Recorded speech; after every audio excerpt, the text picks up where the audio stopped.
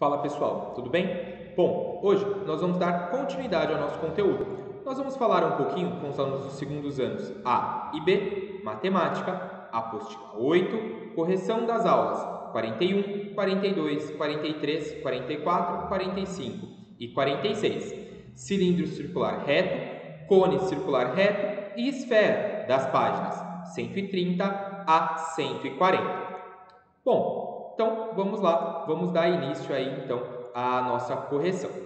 Então, falando um pouquinho sobre as aulas 41 e 42, ele tem aqui toda a parte do cilindro circular reto, ele já fala das informações para a gente, então algo que a gente já viu nas aulas passadas. Então, vamos lá, vamos ao exercício. 1. Em um cilindro circular reto de altura 10 cm, cujo raio da base mede 3 cm, calcule a área de uma base. Então, a área da base, πr ao quadrado, então 3 ao quadrado, 9π, né? 9π centímetros quadrados.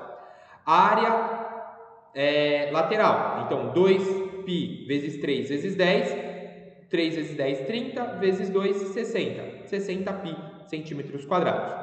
A área total, então a área total, 2 vezes a área da base mais a área lateral, então 2 vezes 9 mais 60, então 78 centímetros quadrados. E na letra D, ele fala para a gente a área de uma secção meridiana, então a secção meridiana ia ser 6 vezes 10, 60 centímetros quadrados, o volume πr ao quadrado vezes 10, então 3 ao quadrado dá 9, vezes 10, 90, 90π centímetros cúbicos. Vamos ao exercício 2. É possível usar água ou comida para atrair as aves e observá-las. Muitas pessoas costumam usar água com açúcar, por exemplo, para atrair beija-flores. Mas é impossível saber que, na hora de fazer a mistura, você deve sempre usar uma parte de açúcar para 5 partes de água. Além disso, em dias quentes, precisa trocar a água de 2 a 3 vezes, pois com o calor ela pode fermentar e, se for ingerida pela ave, pode deixá-la doente. O excesso de açúcar, ao cristalizar, também pode manter o bico da ave fechado, impedindo-a de se alimentar. Isso pode até matá-la. Pretende-se encher completamente o copo com a mistura para atrair beija-flores. O copo tem formato cilíndrico e suas medidas são 10 cm de altura e 4 cm de diâmetro. A quantidade de água que deve ser utilizada na mistura é cerca de, utilize π igual a 3. Então, vamos determinar aqui, ó. O volume V do copo em ml é volume igual a π vezes 2 ao quadrado vezes 10. Então, 3 vezes 2 ao quadrado vezes 10, 2 ao quadrado dá 4, 4 vezes 3, 12, 12 vezes 10, 120. Bom, vamos admitir que os volumes de açúcar e de água se somem. Assim, para obtermos uma parte de açúcar para 5 de água, devemos ter o volume de açúcar, 1/6 do volume. Volume de água, 5/6 do volume. Ou seja, 5/6 de 120 seria igual a 100. Ou seja, 100 ml de água, nesse caso, letra C. Vamos ao exercício 3. Sabendo que um reservatório cujo formato é um cilindro equilátero, que tem 64 decímetros quadrados de área e uma secção meridiana, faça o que se pede. Adote π igual a 3. Determine a capacidade desse reservatório. Como o cilindro é equilátero, temos H igual a 2R, assim, 2R vezes H igual a 64, 2R vezes 2R seriam, eu posso passar o 4 aqui dividindo, né? 2 vezes 2, 4, passei dividindo, deu 16. E R vezes R ao quadrado. R vai ser igual a raiz de 16, então R vai ser igual a 4 decímetros. A capacidade do reservatório é dada pelo volume do cilindro, ou seja, volume é igual a π vezes 4 ao quadrado vezes 8, nesse caso, dando um total de 128π decímetros cúbicos. Letra B.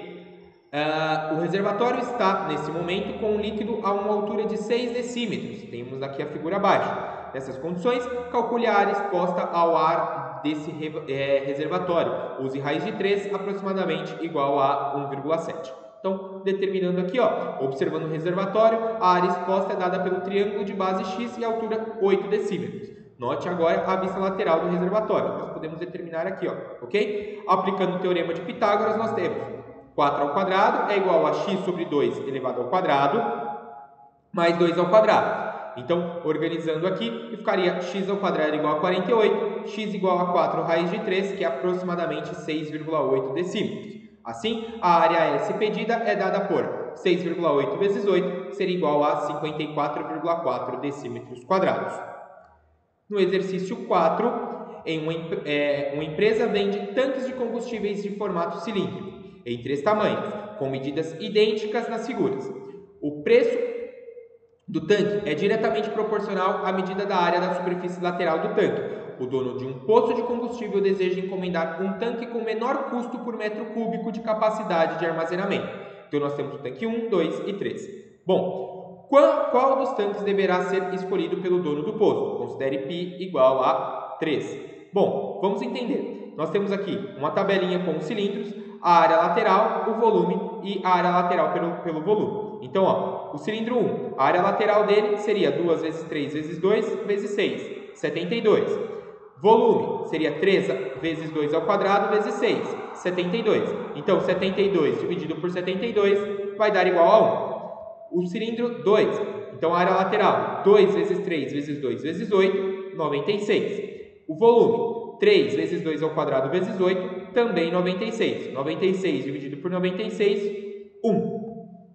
Já o cilindro 3, 2, a área lateral, 2 vezes 3 vezes 3 vezes 8, 144. O volume, 3 vezes 3 ao quadrado vezes 8, 216. Então, 144 sobre 216 vai dar 2/3. Assim, o tanque escolhido deverá ser o tanque 3, por conta da relação igual a 2/3, que é o menor valor entre as relações disponíveis. Então, nesse caso, resposta correta, letra D. Vamos às aulas 43 e 44. Cone circular reto. Claro, nós já temos as informações, nós fizemos nas aulas passadas, né? Então, vamos apenas substituir aqui as informações que nós já tínhamos.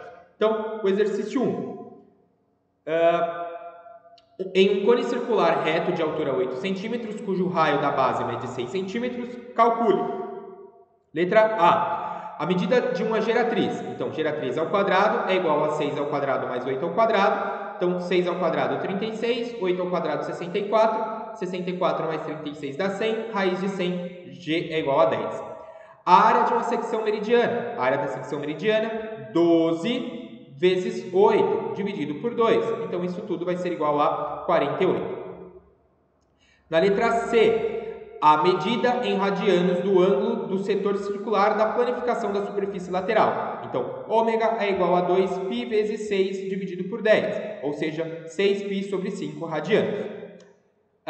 Letra D, a área lateral. Então, a área lateral, π vezes 6 vezes 10, 60π centímetros quadrados. A área total seria a lateral mais a área da base. A área lateral, 60 mais π vezes 6 ao quadrado, dando um total de 96π centímetros quadrados. E na letra F, o volume. O volume seria 1/3 vezes π vezes 6 ao quadrado vezes 8, dando um total de 96π centímetros cúbicos. Vamos ao exercício 2. No Brasil, um prato que faz grandes sucessos em restaurantes de culinária japonesa é o temaki. Ele tem um formato que lembra um cone e pode levar em sua confecção diversos ingredientes. Inspirados com essa ideia, o dono de uma doceria decidiu criar uma sobremesa, o Sweet Temaki, que consiste em uma casquinha cônica recheada, como mostra a figura. Para as pessoas que preferem não consumir a sobremesa no local, ele encomendou embalagens especiais para esse prato. Esses recipientes são cones circulares retos montados a partir de um semicírculo de raio 10 centímetros.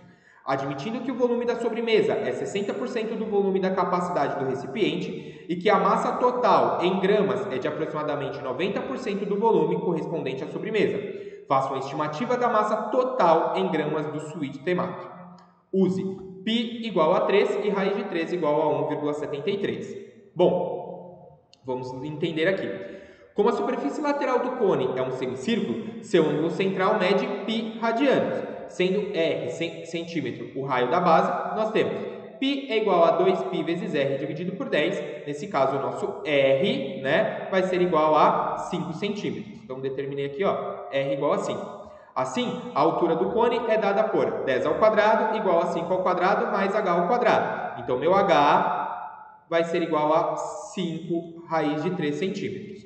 Desse modo, o volume da embalagem é 1/3 vezes π vezes 5 ao quadrado vezes 5 raiz de 3, dando um total de 216,25 centímetros cúbicos.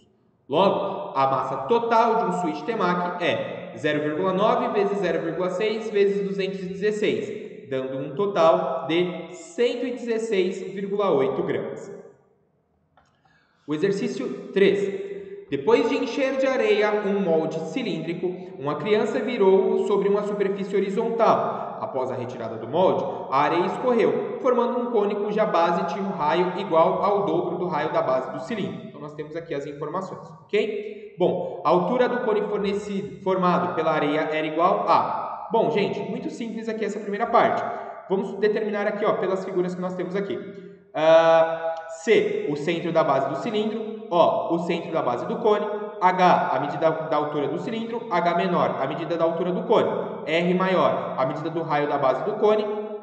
Como o volume de areia era o mesmo, nós vamos igualar um com o outro. Então, o volume de um com o outro. Π vezes R dividido por 2, tudo isso elevado ao quadrado vezes H, é igual a 1/3 vezes π vezes R ao quadrado vezes o H. R ao quadrado eu cortei, e cortei também o π, certo? E aí sobrou o H maior, perfeito? 1/3, o 4 aqui de baixo e o H menor. Claro, a gente pode entender então que o H menor, perfeito? Vai ser igual a 3/4, esse 3 passa para cá multiplicando. Então, 3H sobre 4 igual a H menor. Logo, a altura do cone era igual a 3/4 da altura do cilindro. Nesse caso, então, letra A. 4.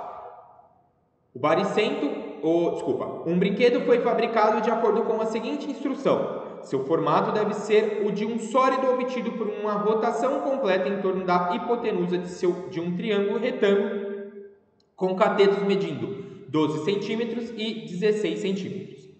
Qual é o volume de material usado na fabricação desse brinquedo? Bom, então nós temos aqui do enunciado, o brinquedo pode ser representado pela figura a seguir, que é uma junção de dois cones de base comum de alturas H1 e H2, cuja soma das alturas é a medida da hipotenusa do triângulo de catetos 12 e 16 centímetros. Então nós temos aqui a informação, né, ok?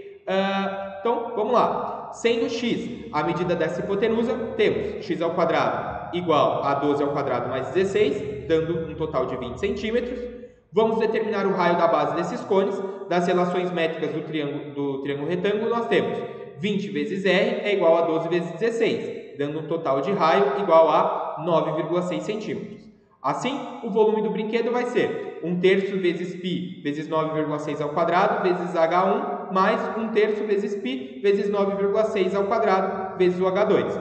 Organizando todas essas informações, nós temos que vai ser 1/3 vezes π vezes 9,6 ao quadrado vezes 20, dando um total de 614,4 π centímetros cúbicos.